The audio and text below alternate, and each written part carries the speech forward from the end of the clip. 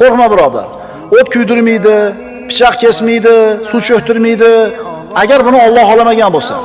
Shuning uchun biroq qo'rqsa, ishingni olib qo'yaman desa, do'koningni yopib tashlayman desa, va desa, qo'lingdan kelgan sabablarni qilgin u hasbunallohu va ni'mal vakilda. Xotirjam bo'l. Bu yoqda nima bo'ladi? Allohning aytgani bo'ladi. Birov senga foyda keltira olmaydi agar Alloh xolamasa.